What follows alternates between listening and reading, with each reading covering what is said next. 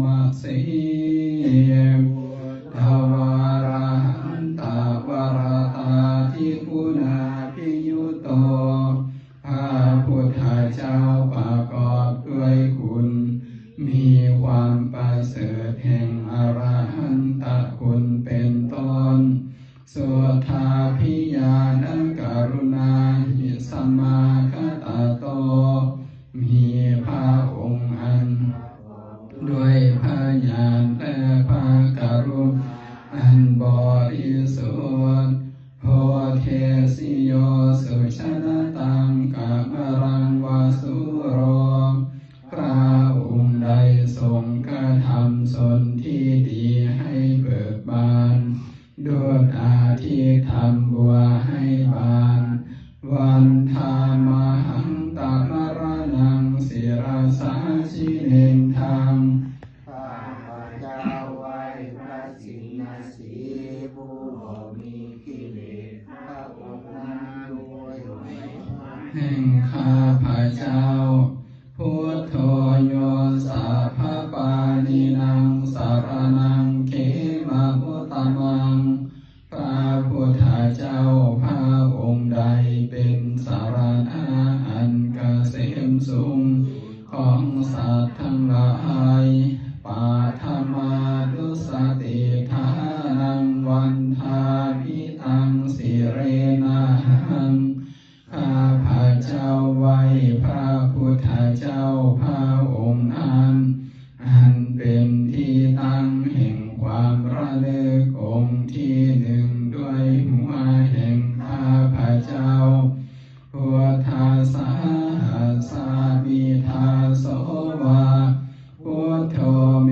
สามิกิสโรข้าพเจ้าเป็นผู้หักใจพุทธเจ้าพระพุทธเจ้าเป็นนายมีอิสระเหนือข้าพเจ้าพุทโธทุกขาสักขาตาจาวิทาตาจาหิตาสเมพระพุทธเจ้าเป็นเครื่องกำจัดทุกข์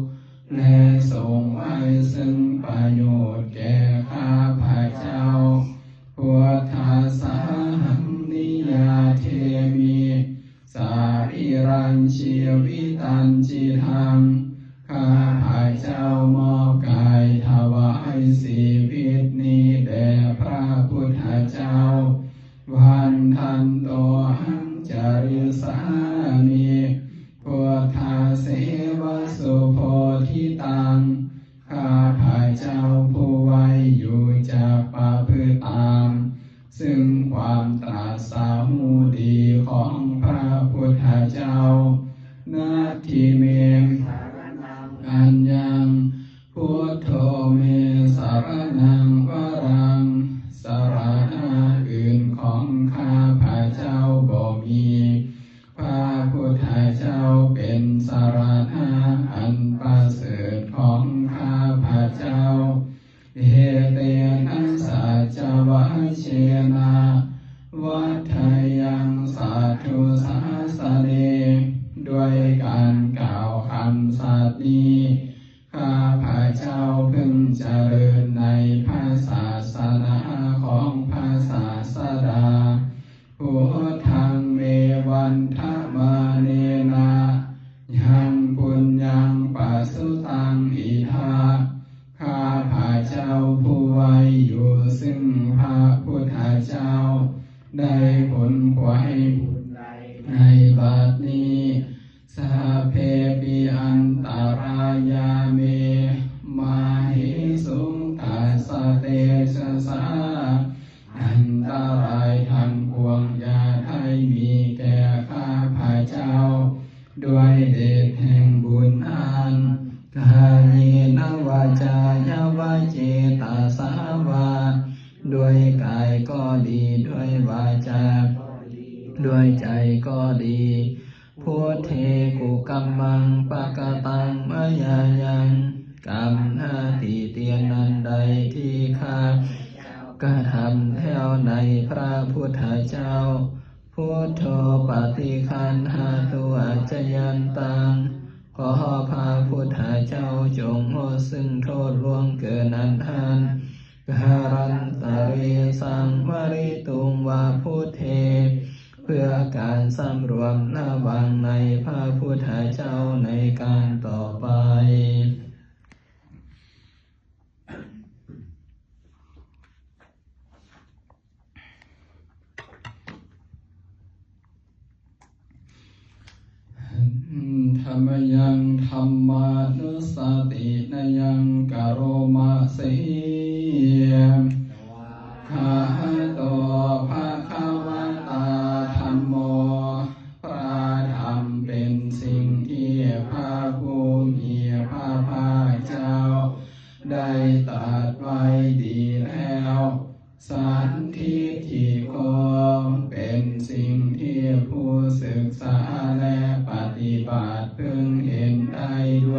นเอง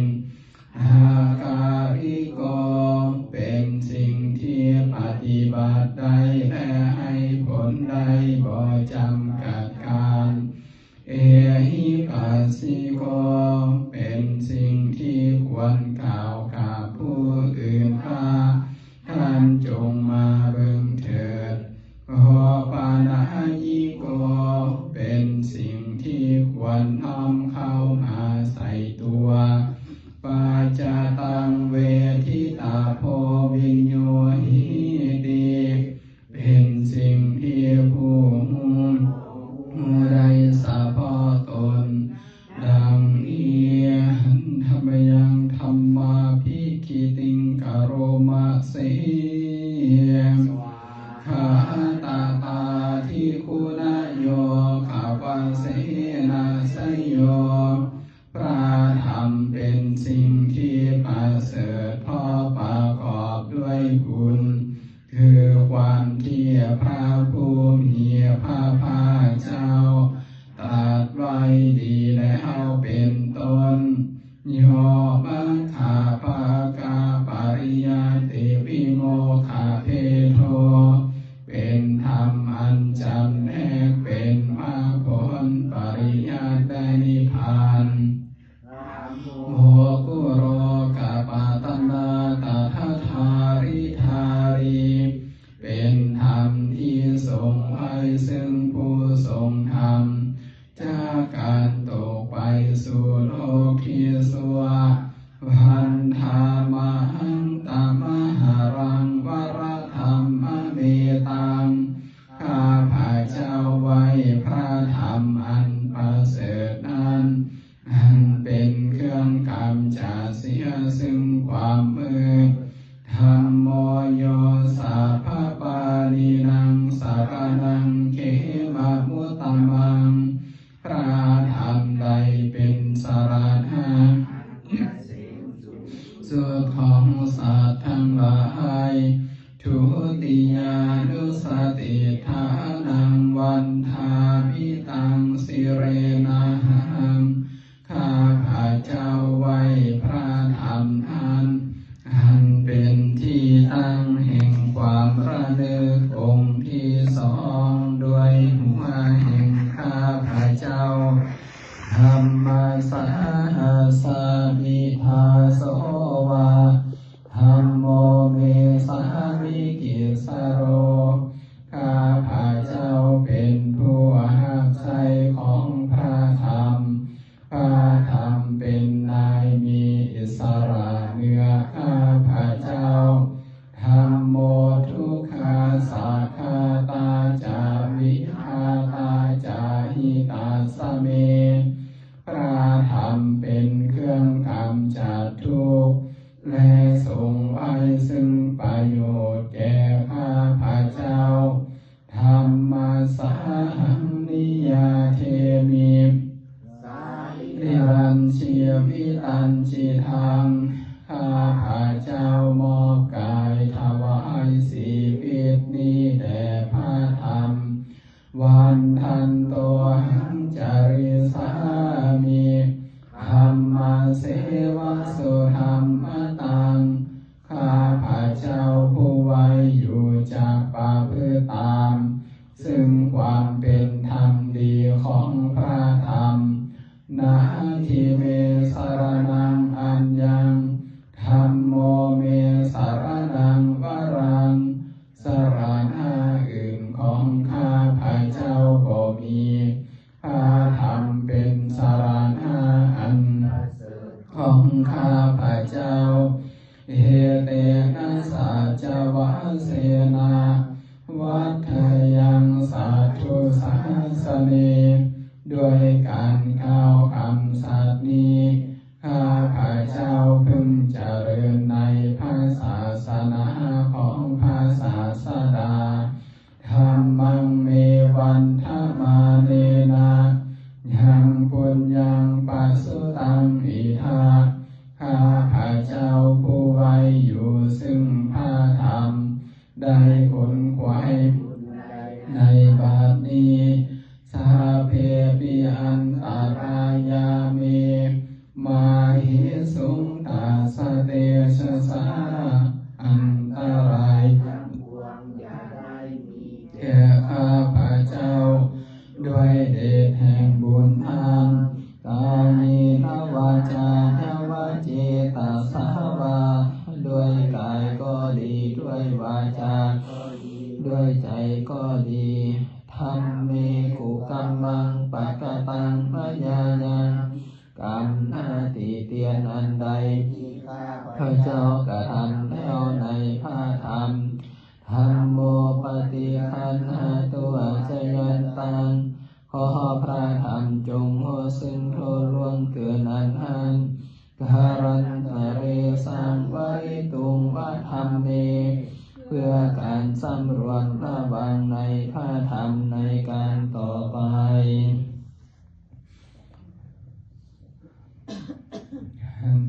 ธรรมยังสังขารุสตินายังกโรมาสิติปันโนภะคะวะโตสาวกสังโฆทรงสาวกของพระผู้มีพระภาคเจ้าหมู่ใดปฏิบัติดีแล้วหวยชุปฏิปันโนภะคะวะโตสาวกสังโฆทรงสาวกของพระผู้มีพระภาคเจ้าหมู่ใดปฏิบัติตรงแล้วญาญาปฏิปันโน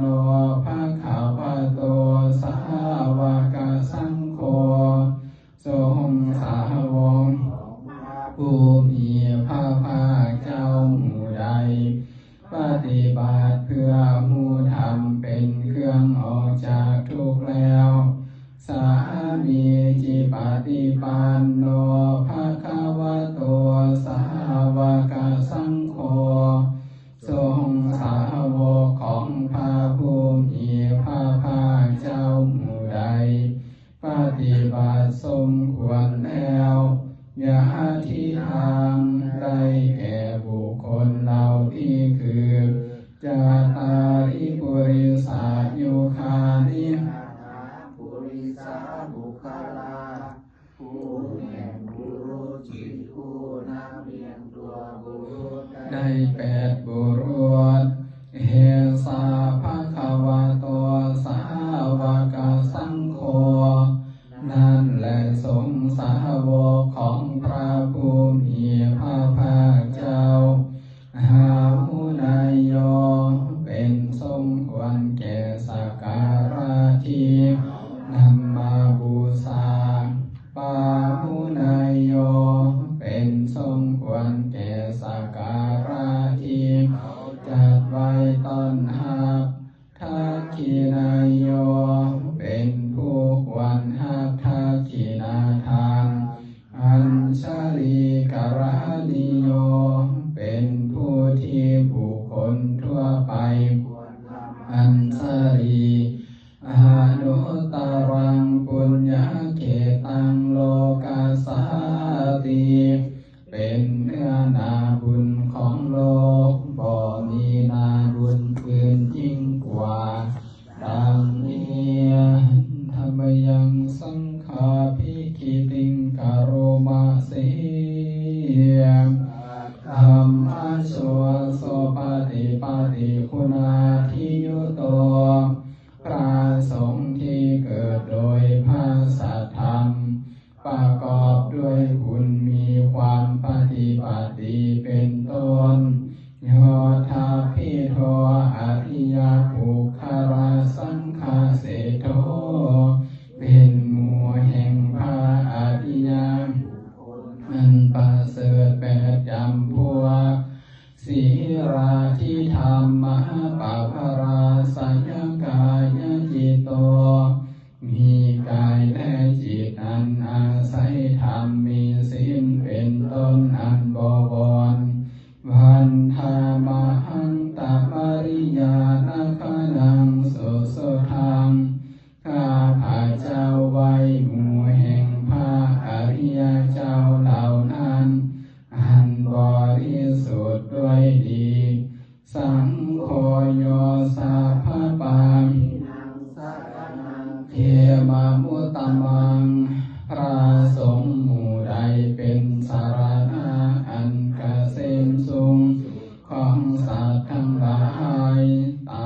ริยานุสัง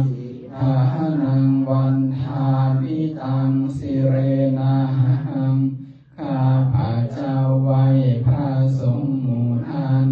อันเป็นที่ตั้งแห่งความระลึกองค์ที่สามด้วยหัวแห่งพระเจ้าสังฆาสาหัสามิทาโสวาสังโฆเมสามิกิสโรข้าพระเจ้าเป็นผู้รับใช้พระสงฆ์พระสงฆ์เป็นนายมีอิสระเหนือข้าพระเจ้าสังโฆทุกขาสาคาตาจาวิทาตังหิตาสเมพระสงฆ์เป็นเครื่องกำจัดทุกข์และทรงไว้ซึ่งประโยชน์แก่ข้าพระเจ้าสังฆาสาหังนิยาเทมิ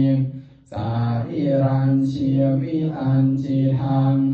ข้าพระเจ้ามอบกายถวายชีวิตนี้แด่พระสงฆ์วันทันโตหังสามีสังฆาโสปฏิปันนตังข้าพระเจ้าผู้ไว้อยู่จากประพฤติตามซึ่งความปฏิบัติดีของพระสงฆ์นาทิเมสารนังอัญญังสังโฆเมนังวรังสรณะอื่นของข้าพระเจ้าบ่มีพระสงฆ์เป็นสารณะอันประเสริฐของข้าพระเจ้าเอเตนะสัจวะเสนายังสัตถุสาสเนด้วยการกล่าวคำสัตย์นี้ข้าพระเจ้าพึงเจริญในพระศาสนาของพระศาสดาสังฆังเมวันทมาเนนะยังปุญญังปัสสุตังอิทาข้าพระเจ้าผู้ไว้อยู่ซึ่งพระสงฆ์ได้ผลควายบุญใดในบาปนี้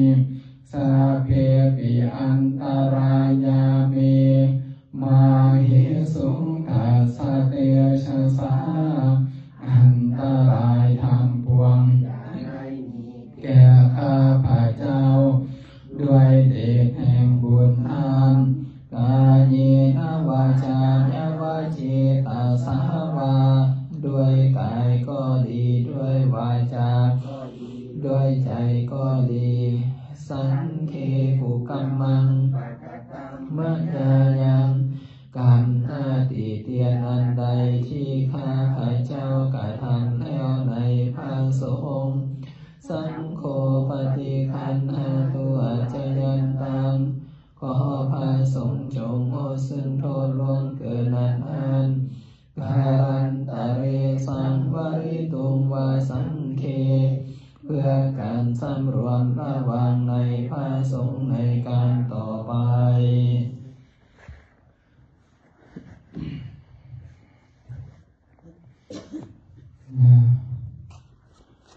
เปิดกันเลยสิบแต่น้อย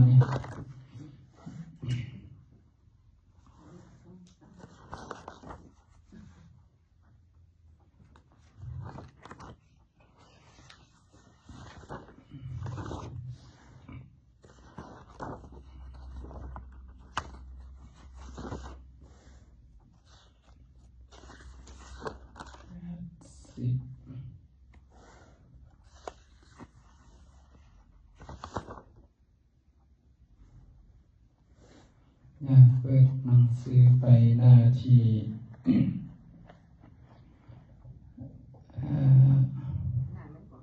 หน้า91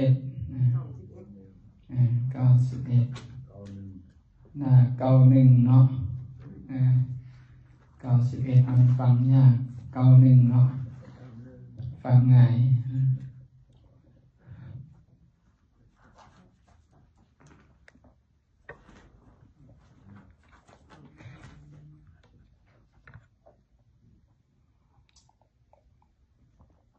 ได้หรือเปล่า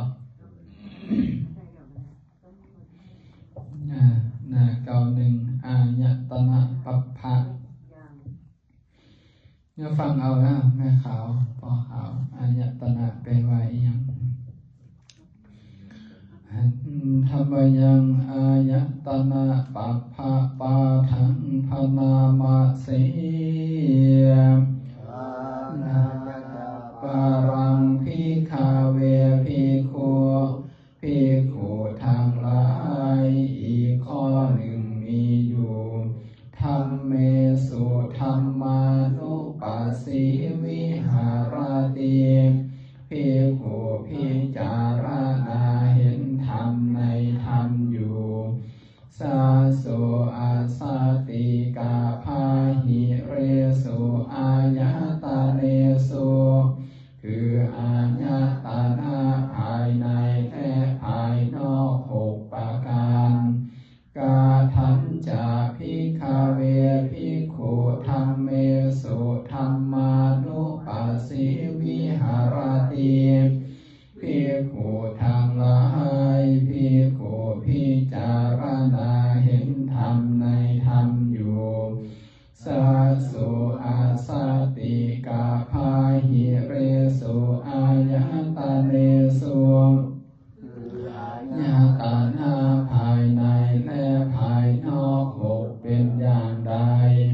อิทาภิกขเวภิกขุภิกขุทั้งหลายภิกขุในธรรมวินัยนี้จะขุนจะปัสสานาติรูเปจะปัสสานาติย่อมหูจักในตาย่อมหูจักหูยัญจะตาทุพยังปาติจาอุปัสสติสัญโยสนังตัญจะปัสสานาติจาหูจากในตาและหูทั้งสองนั้นอันเป็นที่อาศัยเกิดขึ้นแห่งสังโยชน์ยะถาจะอนุปันนาสาสัญโยสนาสาอุปาโทโหติสังโยชน์ที่ยังบ่เกิดจะเกิดขึ้นด้วยประการใดตัณจะปัสสานาติย่อมหูแจ้งประการนั้นด้วยยะถาจะอุปันนาสาสัญโยสนาสาปาหานังโหติสังโยชน์ที่เกิดขึ้นแล้วจะละเสียได้ด้วยประการใดตัณจะปัสสานาติย่อมหูแจ้งประการนั้นด้วยยะถาจะปาหินาสาสัญโยสนาสาอายติงอนุปาโทโหติสังโยชน์ที่ละได้แล้วจะบ่เกิดขึ้นต่อไปด้วยประการใดตัณจะปัสสานาติย่อมหูแจ้งนั้นด้วยโสตัญจะปัสสานาติสัทธิจะปัสสานาติย่อมหูจากหูย่อมหูจากเสียงยัญจะตาทุพยังปฏิจจอุปัสสติสัญโยสนังตัญจะปัสสานาติจาหูจากหูและเสียงทั้งสองนั้นอันเป็นที่เกิดขึ้นแห่งสังโยชน์ยะถาจะอนุปันนาสาสัญโยสนาสาอุปาโทโหติอันหนึ่งสังโยชน์ที่ยังบ่เกิดจะเกิดขึ้นด้วยประการใดปัสสานาติย่อมหูแจ้งประการนั้นด้วยยะถาจะอนุปันนาสาสัญโยสนาสาปาหานังโหติสังโยชน์ที่เกิดขึ้นแล้วจะละเสียได้ด้วยประการใดตัณจะปัสสานาติ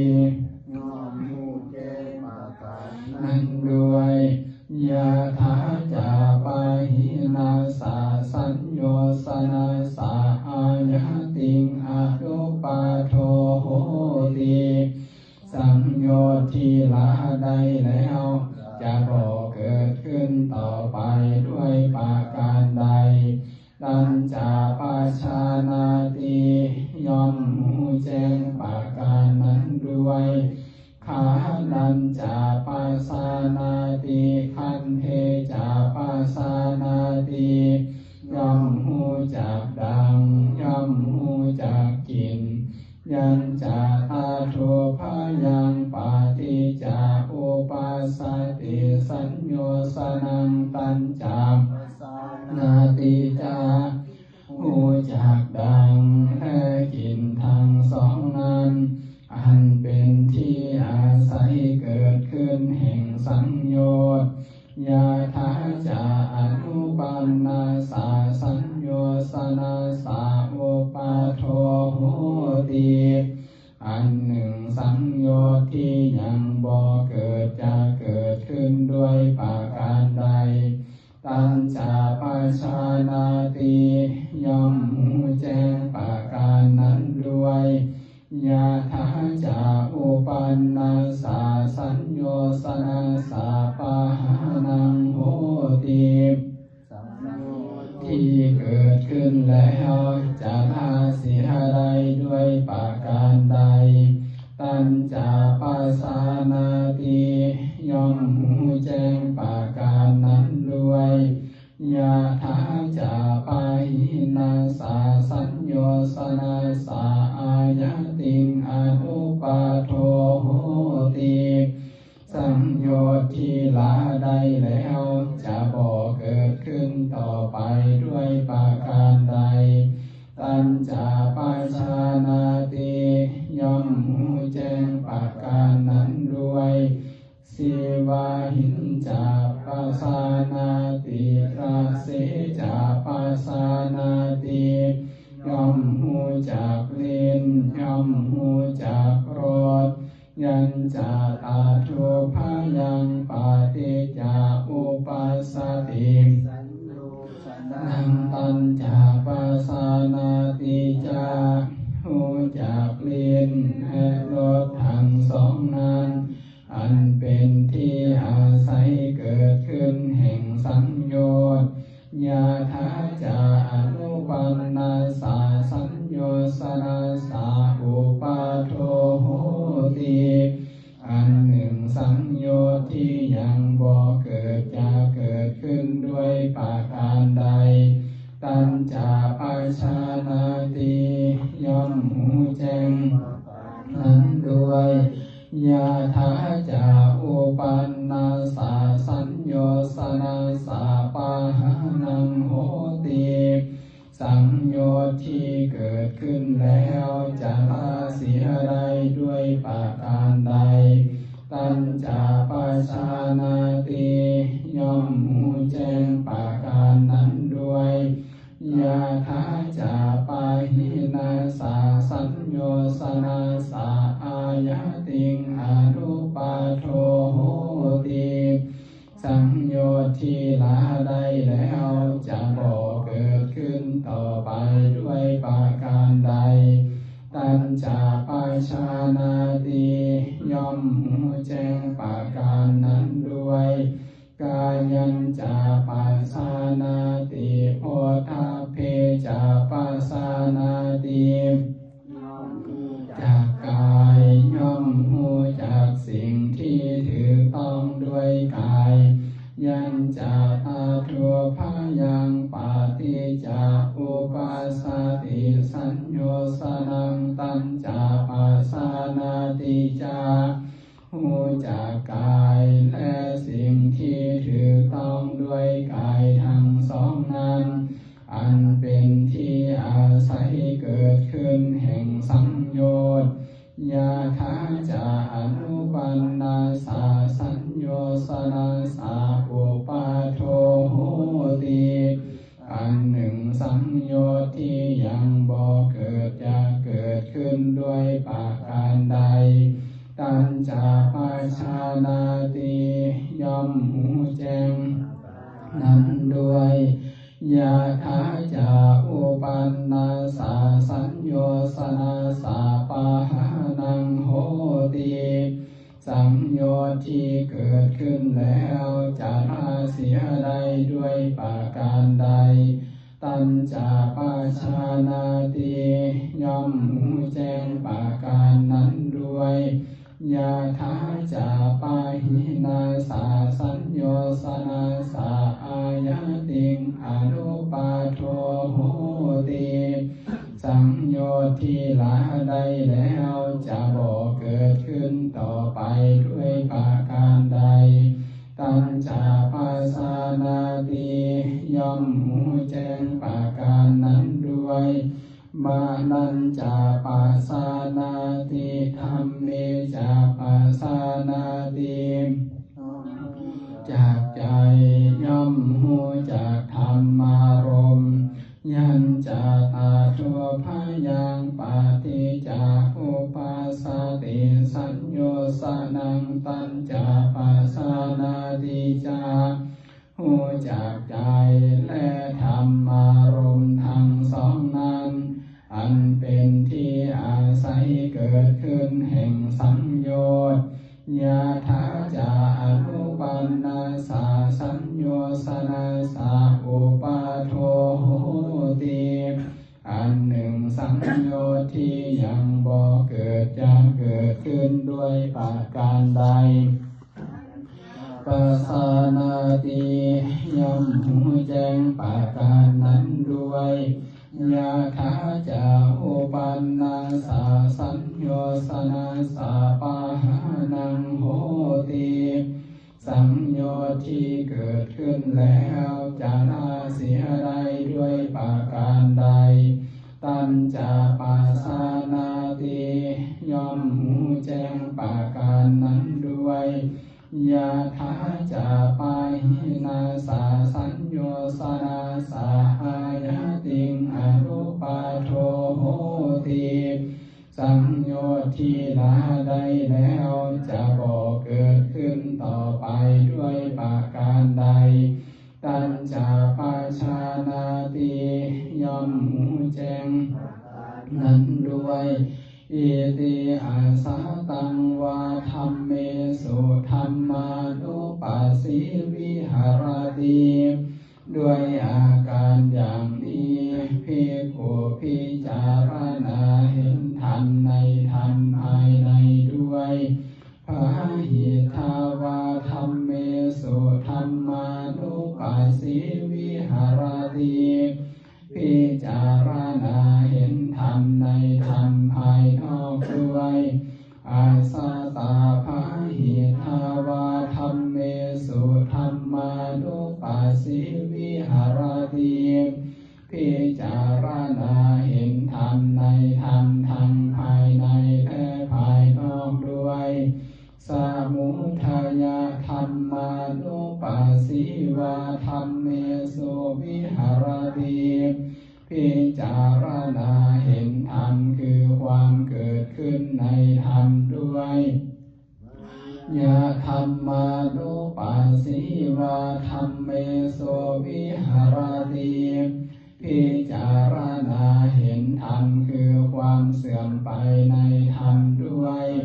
สมุทัยวายธัมมานุปัสสิวาธัมเมสุวิหารติ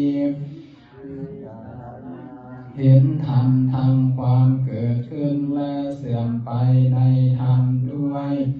อาทิธัมมันติวาปานัสสะสติปัจจุปัฏฐิตาโหติอีกอย่างหนึ่งสติของท่านที่ตั้งมั่นอยู่ว่าธรรมมีอยู่ยาวะเทวญาณมัตตายาปฏิสติมัตตายาเพียงแต่ว่าหัวเพียงแต่ว่าอาศัยละนึกเท่านั้นอานิสิโตจาวิหารติผู้อันมีตัณหาและทิฏฐิอาศัยบ่ได้นาจากกินจิโตเกอุปาทิยาติบ่ถือมันอันใดใดในโลกเอวัมปิโคภิกขเวภิกขุธัมเม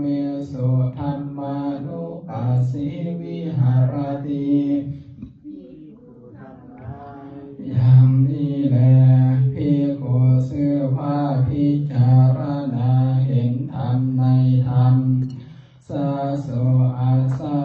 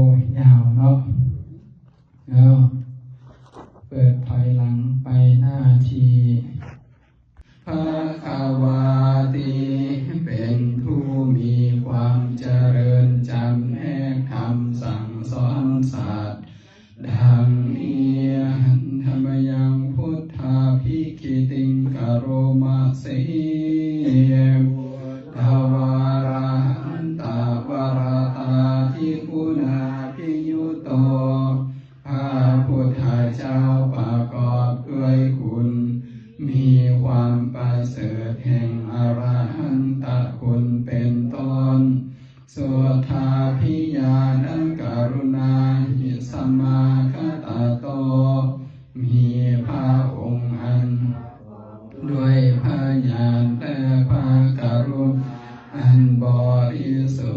ทธิ์โพเทสิโยสุชนะตังกามรังวาสุโรพระ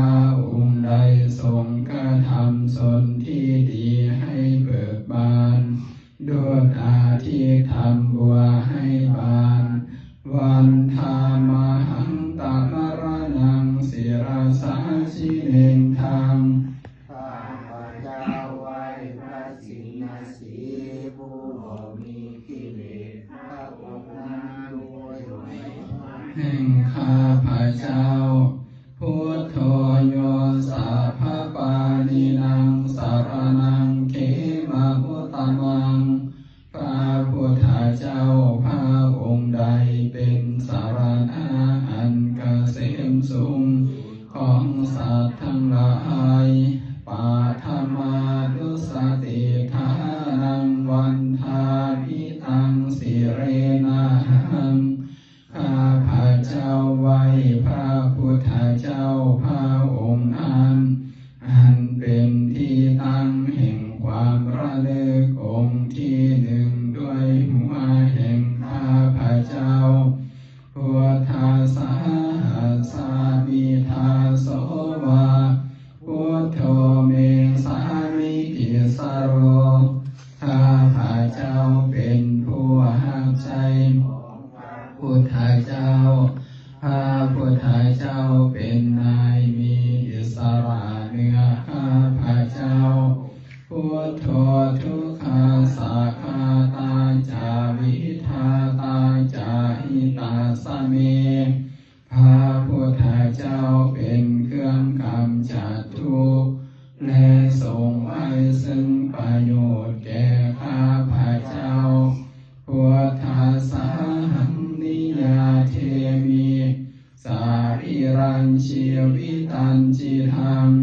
ข้าพเจ้ามอบกายถวายชีวิตนี้แด่พระพุทธเจ้าวันทันโตหังจาริสามิพุทธาเสวสุโพธิตังข้าพเจ้าผู้ไว้อยู่จากประพฤติตามซึ่งความตรัสสรู้ดีของพระพุทธเจ้านาทิเม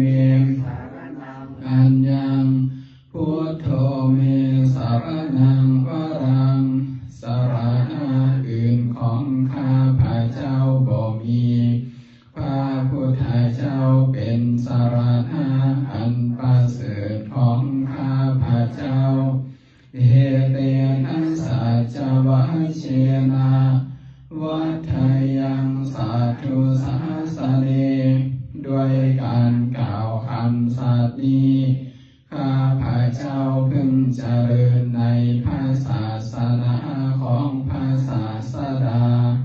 พุทธังเมวันทมาเนนะยังปุญญังปัสสุตังอิทาข้าพเจ้าผู้ไว้อยู่ซึ่งพระพุทธเจ้าได้ผลไว้ในบัดนี้สัพเพปิอันตรายาเมมาหิสุงตัสสะเตชะสาอันตรายทั้งปวงอย่าได้มีแก่ข้าพเจ้าด้วยเดชแห่งบุญอันกายนวาจายาวาเจตาสาวาด้วยกายก็ดีด้วยวาจาด้วยใจก็ดีพุทเทกุกัมมังปะกตังมายายังกรรมหน้าที่เตียนนันใดที่ข้ากระทำแล้วในพระพุทธเจ้าพุทโธปฏิคันหาตัวจยันตังขอพระพุทธเจ้าจงงดซึ่งโทษล่วงเกินอันหันการันตเรสังวริตุงวาพุทเทเพื่อการสำรวมระวังในพระพุทธเจ้าในการต่อไป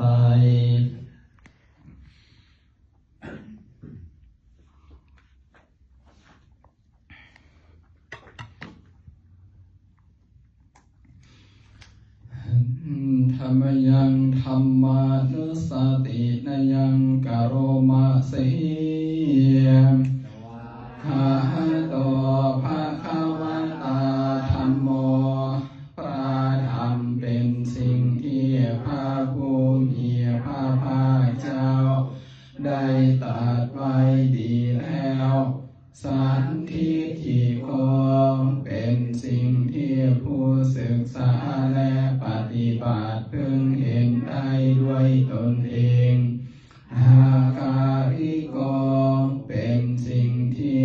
ฏิบัติได้และให้ผลได้บ่จำกัดการ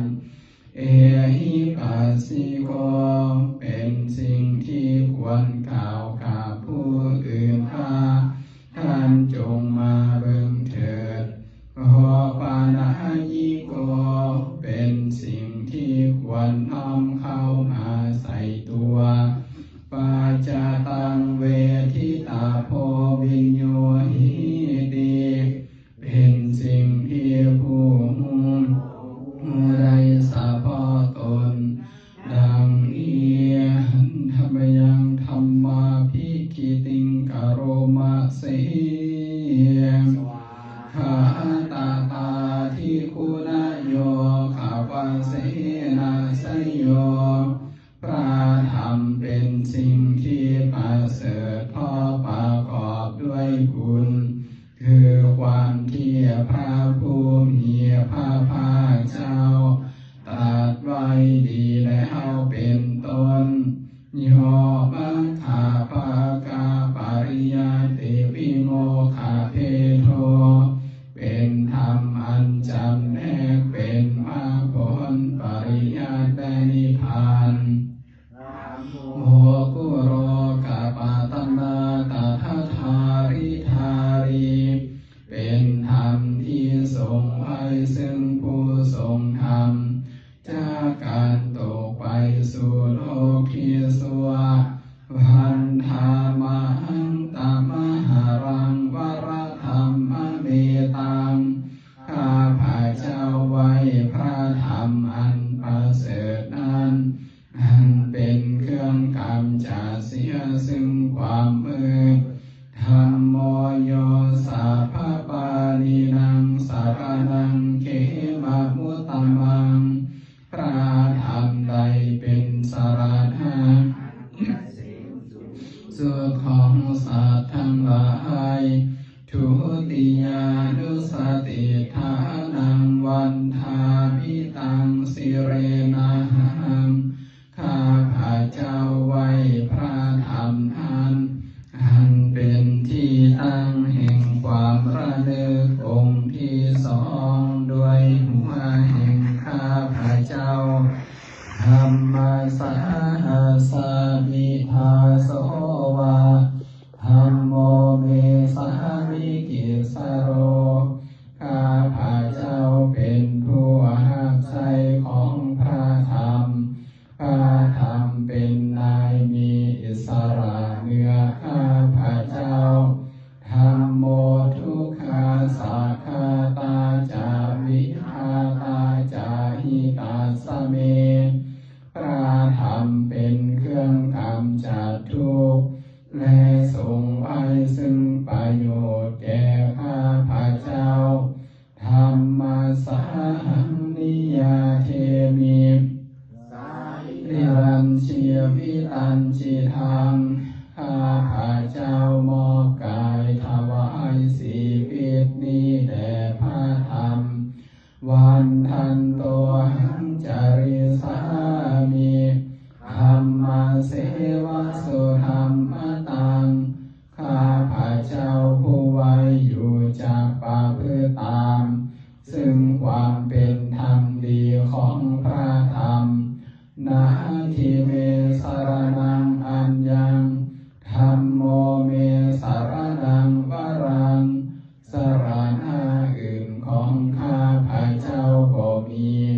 พระธรรมเป็นสารณะอันของข้าพระเจ้าเฮเตนะสัจวะเสนาวัฏยังสาธุสาสเนด้วยการกล่าวคำสัตย์นี้ข้าพระเจ้าพึงเจริญในพระศาสนาของพระศาสดาธัมมังเมวันธรรมาเนนะยังปุญญังปัสสุตังอิทาข้าพระเจ้าผู้ไว้อยู่ซึ่งพระธรรมได้ขนขวายในบัดนี้สาเพปิอันตรายาเมมาหิสุงตาสเตชะสาอันตราย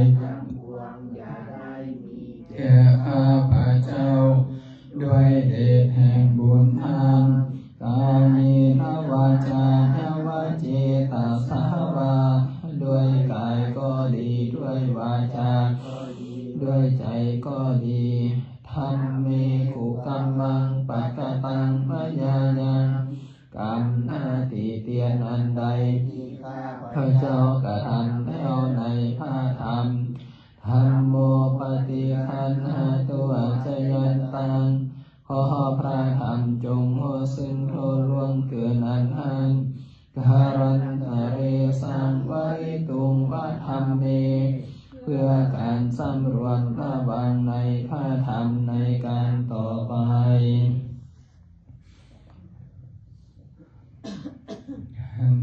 ธรรมยังสังขารุสตินายังกโรมาสิติปันโนภะคะวะโตสาวกสังโฆ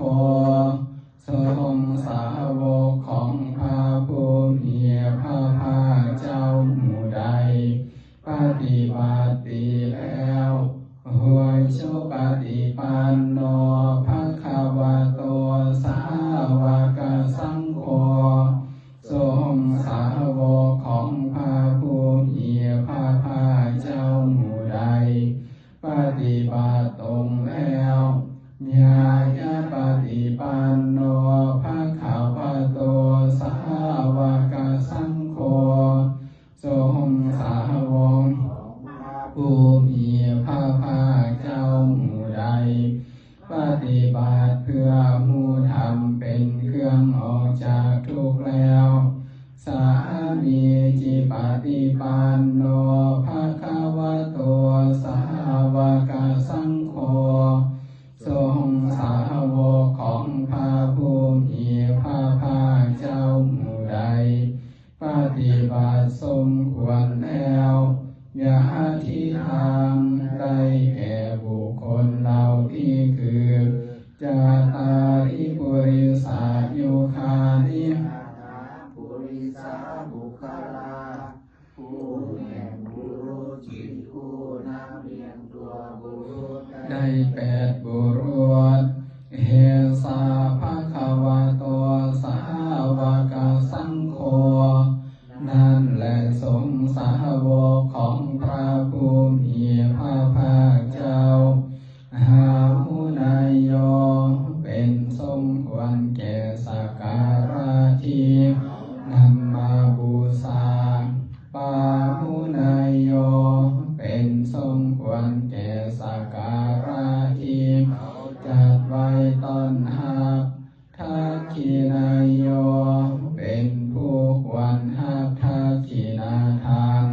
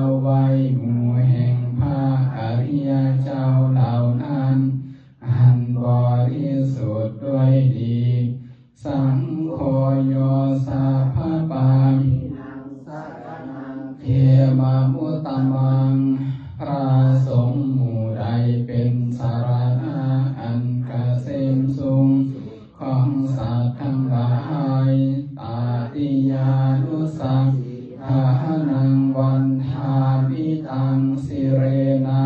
หังข้าพระเจ้าไว้พระสงฆ์หมู่ท่านอันเป็นที่ตั้งแห่งความระลึกองค์ที่สามด้วยหัวแห่ง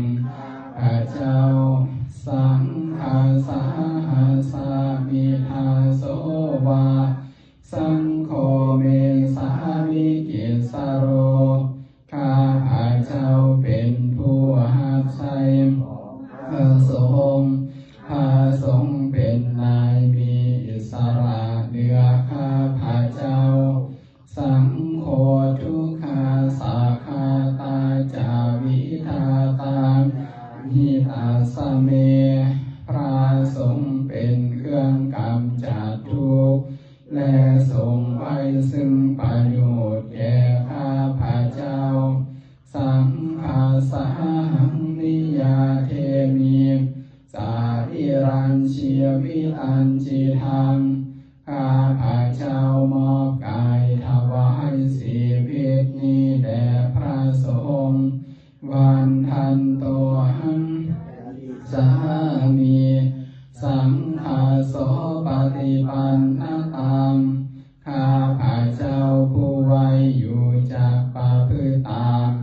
ซึ่งความปฏิบัติดีของพระสงฆ์นาทิเม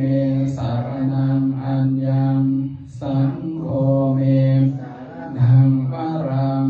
สรณะอื่นของข้าพระเจ้าบ่มีพระสงฆ์เป็นสารณะอันประเสริฐของข้าพระเจ้าเอเตนะสัจวะเสนายังสัตถุสาสเนด้วยการกล่าวคำสัตย์นี้ข้าพระเจ้าพึงเจริญในพระศาสนาของพระศาสดาสังฆังเมวันทมาเนนะยังปุญญังปัสสุตังอิทาข้าพระเจ้าผู้ไว้อยู่ซึ่งพระสงฆ์ได้ผลควายบุญใดในบัดนี้สัพเพปิอันตรายาเมมาหิสุงตัสสะเตชะสาอันตรายทางปวงแก่ข้าพระเจ้าด้วยเดชแห่งบุญทานกายเยนะวาจาวาจิตาสาวาด้วยกายก็ดีด้วยวาจาก็ดีด้วยใจก็ดีสังเคปุกัมมังมะทายังกรรมหน้าที่เตียนอันใดที่ข้าพระเจ้ากระทำแล้วในพระสงฆ์สังโฆปฏิคันหาตัวจยันตังขอพระสงฆ์จงโอซึ่งโทษล้วนเกินนันการตะเรสังวริตุงวาสังเคเพื่อการสำรวมระวังในพระสงฆ์ในการต่อไป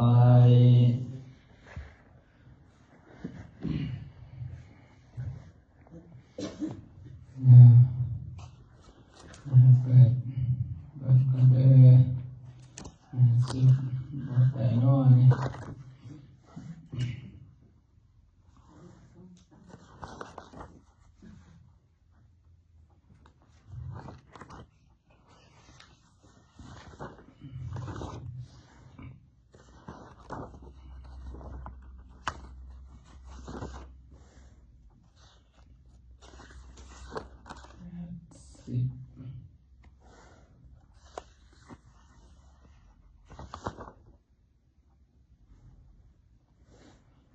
เปิดหนังสือไปหน้าที่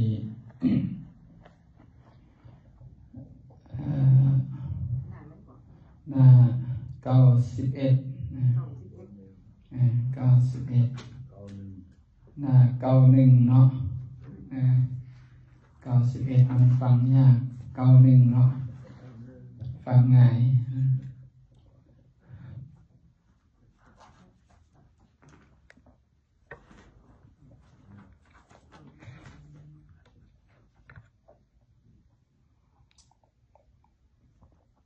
ได้หรอ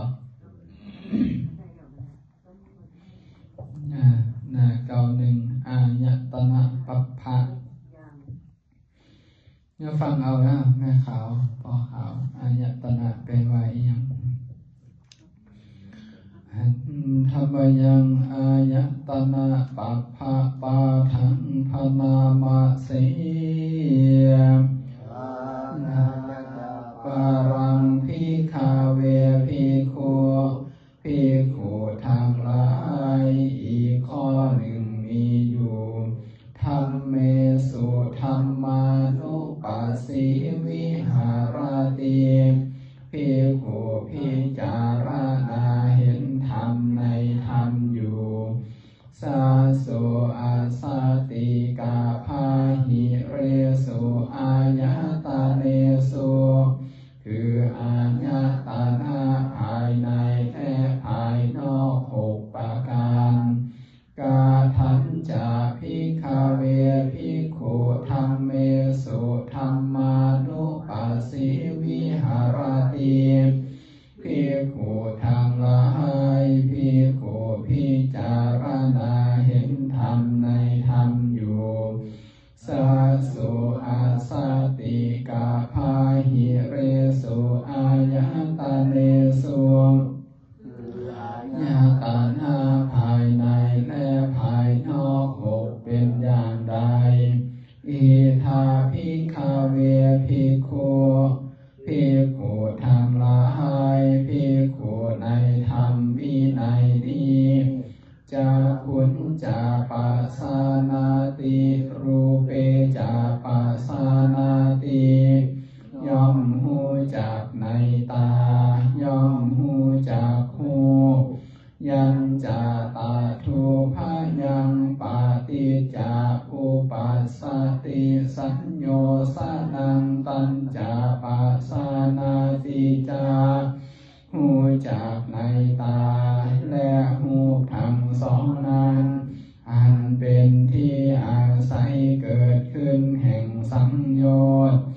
ยะถาจะอนุปันนาสาสัญโยสนาสาอุปาโทโหติ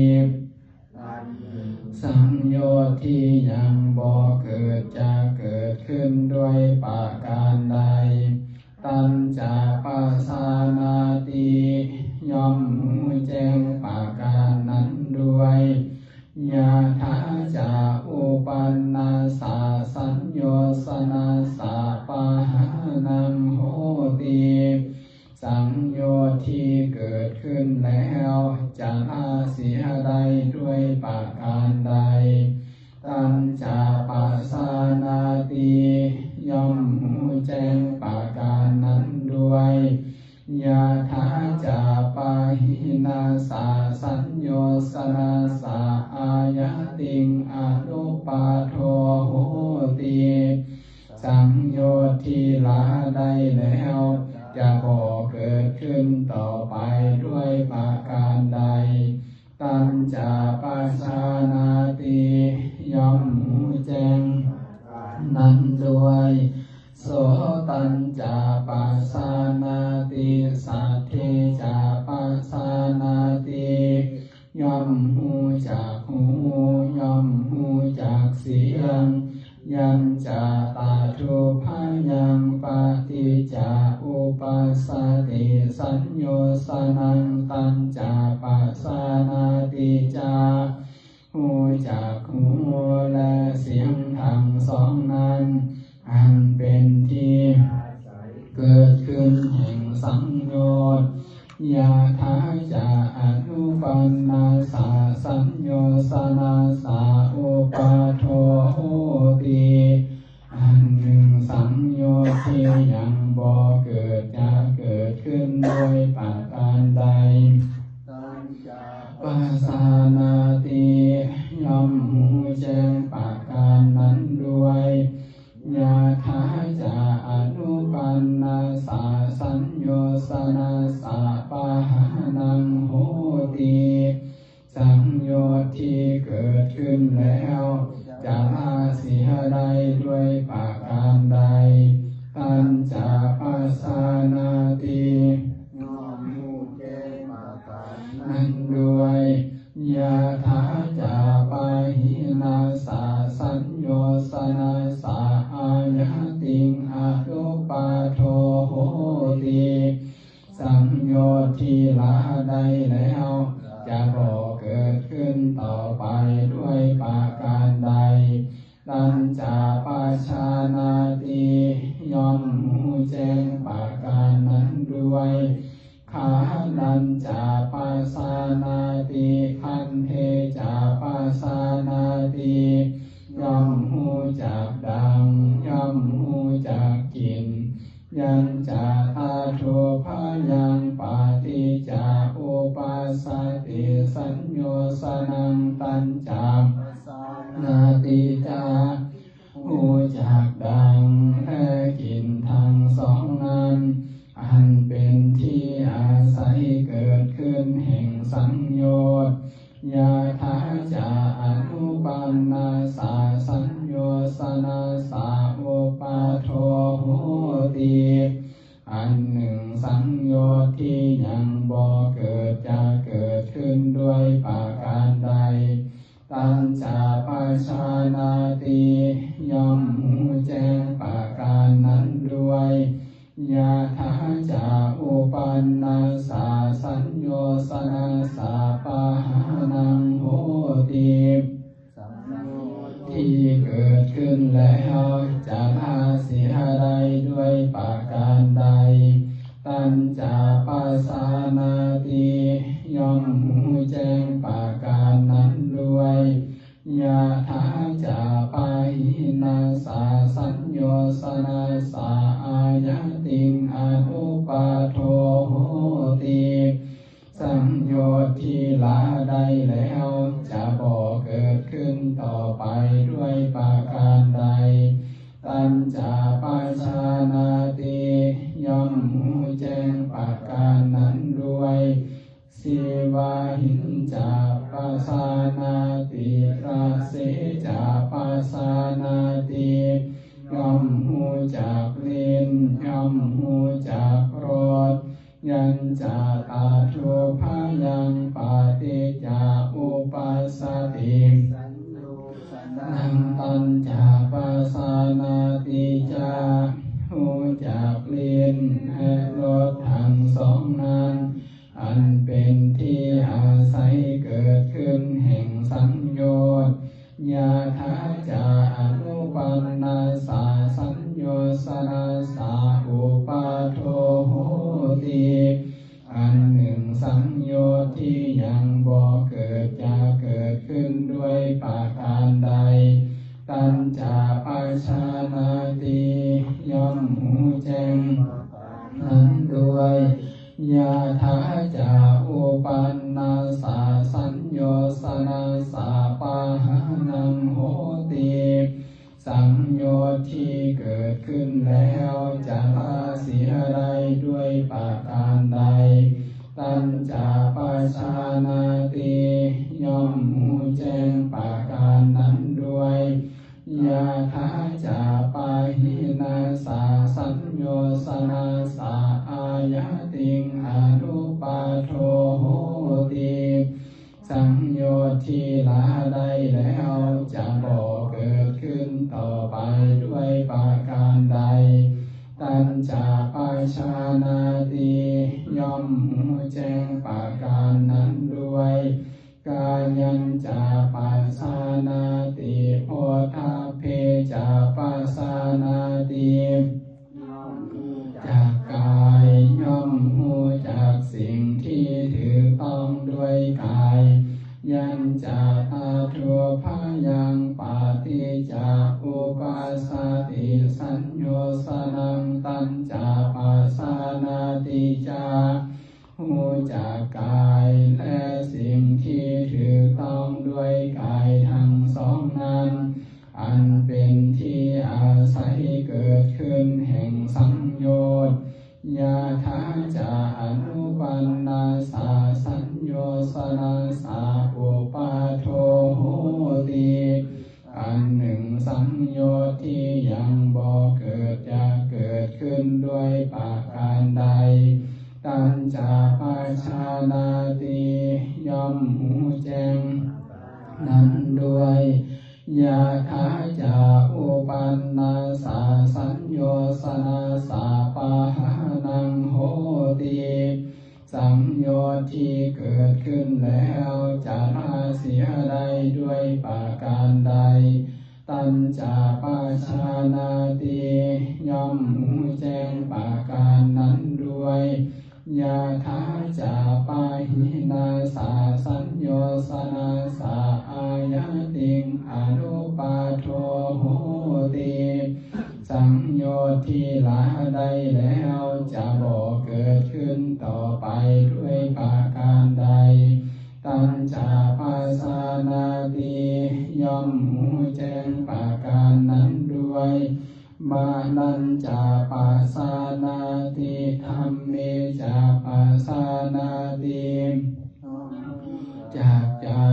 ย่อมหูจากธรรมารมณ์ยัญจาตาทัวพายังปาติจากอุปาสติสัญโยสนังตัญจาปาสานาติจาหูจากใจและธรรมารมณ์ทั้งสองนั้นอันเป็นที่อาศัยเกิดขึ้นแห่งสังโยชน์ยาถาจาอนุปันนาสาสัญโยสนาสาอุปาโทโหติอันหนึ่งสังโยชน์ที่ยังบ่เกิดจะเกิดขึ้นด้วยประการใดปัสสานาติย่อมหูแจ้งประการนั้นด้วยยาถาจาอุปันนาสาสัญโยสนาสาปาหานังโหติสังโยชน์ที่เกิดขึ้นแล้วจะละเสียได้ด้วยประการใดตัณจาปาสานาติย่อมหูแจ้งประการนั้นด้วยยาถาจาปาหินาสาสัญโยสนาสาอายะติงอนุปาโทโหติสังโยชน์ที่ละได้แล้วจะบ่เกิดขึ้นต่อไปด้วยประการใดตัณจาปาชานาติย่อมหูแจ้งนั้นด้วย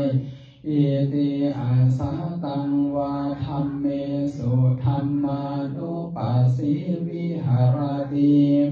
ด้วยอาการอย่างนี้ภิกขุพิจารณาเห็นธรรมในธรรมภายในด้วย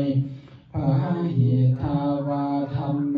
สุธัมมานุปัสสิวิหารติพิจารณาเห็นธรรมในธรรมภายนอกด้วยอาสาตาภาหิทาวาธัมเมสุธัมมานุปัสสิวิหารติพิจารณาเห็นธรรมในธรรมทั้งภายในและภายนอกด้วยสมุทัยธรรมานุปัสสิวาธัมเมสุวิหารติพิจารณาเห็นธรรมคือความเกิดขึ้นในธรรมด้วยยะธัมมานุปัสสิวาธัมเมสุวิหารติพิจารณาเห็นธรรมคือความเสื่อมไปในธรรมด้วยสมุทัยวายธัมมานุปัสสิวาธัมเมสุวิหารติเห็นธรรมทั้งความเกิดขึ้นและเสื่อมไปในธรรมด้วยอาทิธัมมันติวาปานัสสะสติปัจจุปัฏฐิตาโหติอีกอย่างหนึ่งสติของท่านที่ตั้ง